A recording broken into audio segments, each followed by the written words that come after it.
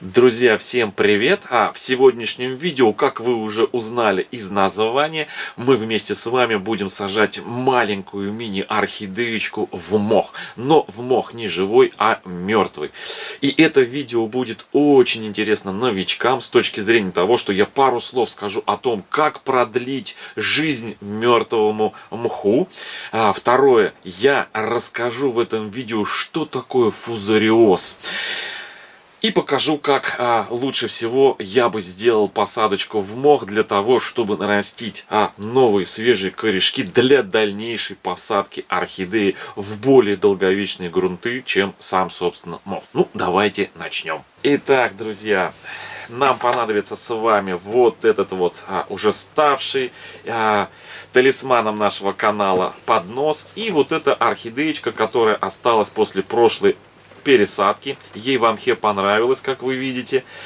У нее отрос вот такой вот листочек за месяц, как она у нас сидит в этом мхе, вот при подобной временной посадке. И время пришло ее из временной посадочки в этот мох посадить на более длительное время в тот же все мох. И для начала, друзья, мы сейчас с вами распакуем эту красоточку, посмотрим, как чувствует ее корневая система, что там у нее происходит. Когда я делал эту пересадку, а я ее делал несколько дней назад, еще на растущую луну, я еще не знал, друзья, что там с корневой системой. Стоит ее сажать во что-то в более такое твердое, в какой-то другой грунт, либо не стоит. И после того, как вот вы видите, я распаковал эту орхидеечку, я понял, что я все-таки посажу ее в мох. Это лучшее для нее сейчас. Почему? Потому что корни у нее потихонечку старые, которые мы достали, выковыряли, помните, расковыривали ее из стаканчиков торфяных. Они как бы медленно, но уверенно умирают. Но при этом у нее активно, вот они, посмотрите, полезли новые корешочки. Она хорошо среагировала на временную посадку в мхе. Вот от шейки лезут довольно-таки сильные, хорошие корни. И причем лезут именно в этот мох. Поэтому я решил, заодно пользуясь случаем, показать вам, как бы я это все сделал, обновить память. Потому что в прошлом году весной мы уже с вами наращивали маленькой деточки корни орхидеи. Мы ее нарастили, потом пересадили в кору, потом она у нас разрослась и зацвела, о чем в видео осенью, буквально несколько месяцев назад, я вам показывал, как она зацвела. Сказать, от наращивания корней до цветения. Был такой у нас момент на канале, маленький такой эксперимент. И вот сейчас мы вместе с вами посадим эту малявочку. Это розовая мини-орхидеечка, которую я купил в Леруа в Мерлине. Я посадил розовым, мы ее посадим в мох. И вот такой хороший вопрос. Тема и проблема вообще часто поднимаемая. Как сохранить мох? То тем более, что живого мха практически найти невозможно. Везде в магазинах продается мертвый, а мертвый мох, он не обладает теми антибактерицидными свойствами, каким обладает живой мох. И вот при посадке орхидеи в неживой мох можно продлить его. Ну, как бы качество его антибактерицидное мы не продлим, он уже мертвый. А вот продлить его влагоемкие качества и как можно дольше, чтобы он не стал разлагаться и гнить, прежде чем нарастет хорошая корневая система. И чтобы прослужил там не 2, не 3 месяца, а как можно дольше, может быть год-полтора. И для этого хорошо нам, друзья, кстати, вот посмотрите, такой вот по периметру у этого листочка вот такая полоса. Сдается мне, что это именно варигатная, как у Сога Вивьен, знаете, да? Почему? Потому что на какие-то болезненные проявления это совсем не похоже. А вот именно такая вот окрас по периметру интересная. Это, наверное, вот что-то такое из пилоризма. И, друзья, я буду использовать вот такой двойной горшок Arte 0,6 литра. очень удобный для менюшечек по объему. Есть куда расти, можно сократить на немножечко объем за счет слоя керамзита у этого горшка. В случае, если что-то не пойдет не так, вот так достать внутреннее кашпо, слить воду. То есть очень удобно, на мой взгляд, друзья, на мой взгляд, опять же, на мой взгляд, удобно очень использование этих двойных горшочков для посадки мини-орхидеечек в такую полузакрытую систему. Я еще немножечко замесю у мха сфагнума. У меня вот в таком в боксе хранится мох сфагнум. Он в полувлажном таком состоянии. Он мертвый, конечно. На дно я кину крупный керамзит, как всегда, для того, чтобы, если вдруг, когда я погружу на мокрые пяточки, чтобы равномерно через керамзит по волокнам мха вода поднималась вверх. Но это, друзья, не сейчас. После пересадки я отдельно сниму видео, как буду ухаживать за этой орхидеей. И сейчас расскажу, почему. Так вот, чтобы продлить жизнедеятельность, точнее влагоемкие качества этого мха, чтобы он не разлагался, нам в этом помогут такие средства, как фитоловин. Это, друзья, антигрибковый и антибактериальный биологический такой своеобразный антибиотик. Он подавляет плохие бактерии и плохие грибочки, которые именно и вызывают гниение разлагающейся органики. И вот им раз в месяц можно опрыскать мох по поверхности в горшке. И второе средство — это триходерма. Помните, я купил, проходил, случайно мне на глаза попало. Видео было с обзором полезностей для орхидей из Ашаны. Я шел и купил буквально за копейки триходерму. И вы все спрашивали про нее, как ей пользоваться, как ее использовать. И вот как раз при вот такой ситуации эта посадка в мох как раз мне поможет показать вам этот процесс, как использовать триходерму в одном из будущих видео. И вот триходермой можно раз в 2 недели поливать мох. Раз в 2 недели поливать мох. Раствор триходермы нужно готовить так, чтобы до полива это настоялось сутки-двое, чтобы там разрослись такие полезные грибочки, которые сохранят целостность мха и корней орхидеи. Но об этом тоже подробно расскажу в следующем видео. Сейчас я увлажню этот мох дополнительно, потому что тот, что у нас остался от временной посадки этой орхидеи, нам его не хватит. Вот дополнительно. Почему? Потому что будем уплотнять слегка этот мох, чтобы корни орхидеи, вокруг корней орхидеи была такой своеобразная, знаете, как бы влажная среда. Обязательно на поверхность керамзита небольшой тонкий слой мха такой кладу. И сейчас, как и в прошлом видео, когда, помните, мы с вами вместе малявочки на временное содержание орхидеечки распаковывали и укутывали в моховые шубки. Вот примерно по такому же принципу сейчас я примерю орхидейку по высоте. И вот, кстати, под попу орхидеи нужно обязательно, друзья, обязательно. У нее что-то мне попа не нравится. Она такая с чернотой. Обязательно нужно что-то такое. Сейчас.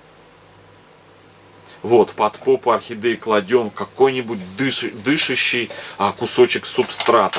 Можно, вот в моем случае, пеностекло.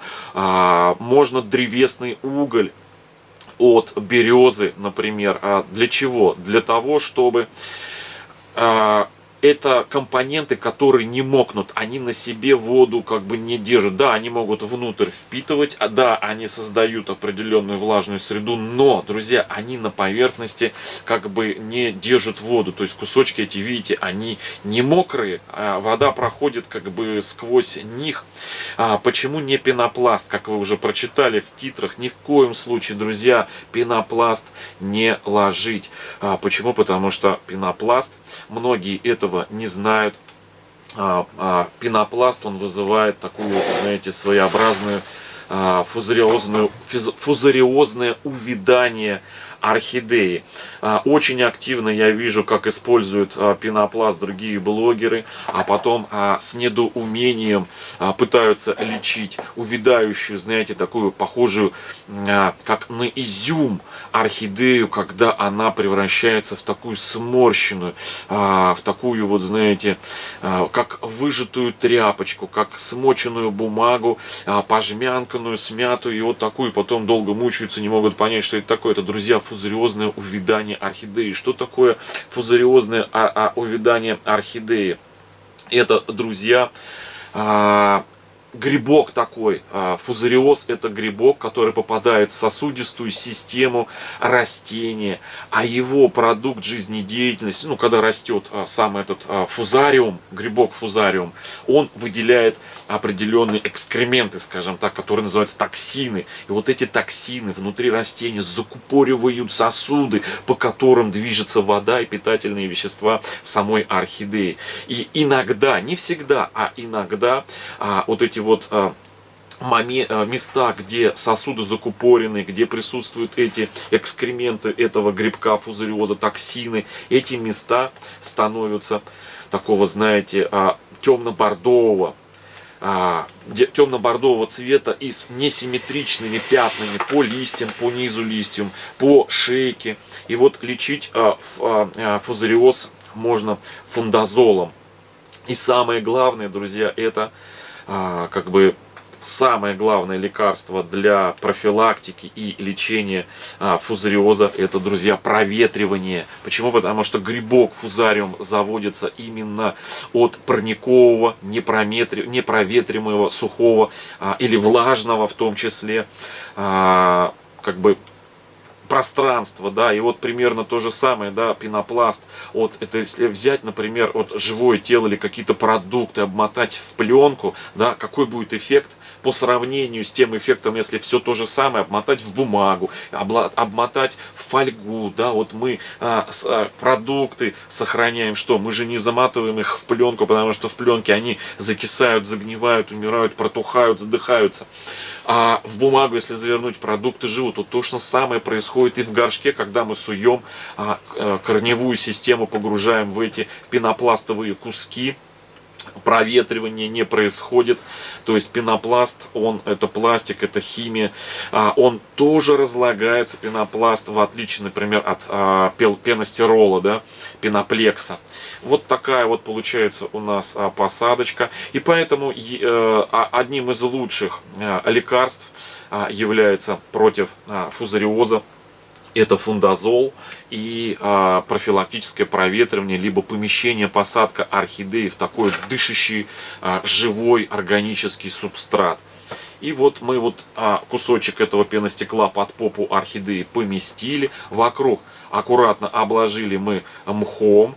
Этот мох в дальнейшем, вот посмотрите сейчас этими кусочками, я вот уплотню по периметру горшка, где будет скапливаться влага. Плюс этот мох я постараюсь немножечко укутать вокруг корней, чтобы корни были во влажной среде. И при этом мох, он будет дышащий, друзья, а под попой будет пространство. Но это я сейчас все покажу вам аккуратненько. Вот так слой за слоем, кусочек за кусочком укладываем мы этот мох, чтобы, знаете, таким кольцом создать вокруг орхидеечки, кольцом создать пространство влажное, к которому будут из основания, из шейки орхидеи тянутся корешочки. Вот как по примеру вот этого корешка. И чтобы он не пересыхал, друзья, мы тоже его с вами немножечко прикроем мхом.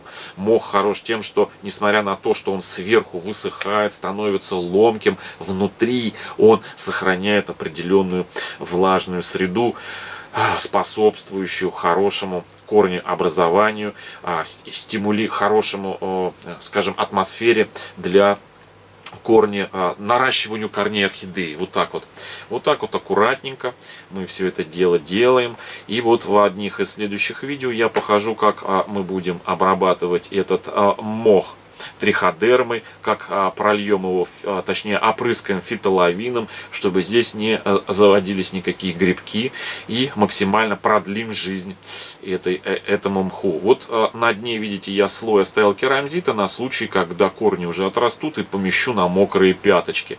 Вот такая вот получилась конструкция у нас. Очень хорошо и плотно сидит орхидеечка. Прям, знаете, как курочка-насестка такая. Вот в этом гнезде такой точно, вот получилось такое гнездо. И вот там вот в этом гнезде как бы яичко, да, с пеностекла, можно из уголька, там дышит все пространство, то есть завестись грибку там практически нереально, тем более, что мы вместе с вами будем профилактику делать, и это все в одних из следующих видео я обязательно все подробно покажу, расскажу. Вот такая вот красота, и даже мне, знаете, с эстетической точки зрения такая посадочка очень и очень импонирует. Хоть я и понимаю, что мох долгое время не прослужит, но зато он нам даст возможность, чтобы корни у орхидеи подлиннее наросли, и мы смогли эту орхидейку уже посадить в более долговечный субстрат, который прослужит не один год. Вот такое, друзья, сегодня получилось видео. Кстати, сегодня на канале, пока у нас солнышко, тепло, а то обещают дожди, я пошел, протестировал опрыскиватель, поливальщик моих орхидей 5-литровый, потому что 8-литровый, кто помнит, мы с Митей, празднуя 100 тысяч подписчиков на нашем с вами канале, разбабахали, разбили. И кто хочет, может пойти посмотреть, как работает в действии обзорчик такой мини на этот аппарат поливалку. И я там расскажу, какой не стоит покупать орехокол. Это на канале на нашем втором Тройняшкин Папа. В общем, друзья, вот такое сегодня получилось у нас видео. Всем хорошего настроения, хорошего дня и до встречи, до завтра в следующем видео. Пока-пока, друзья.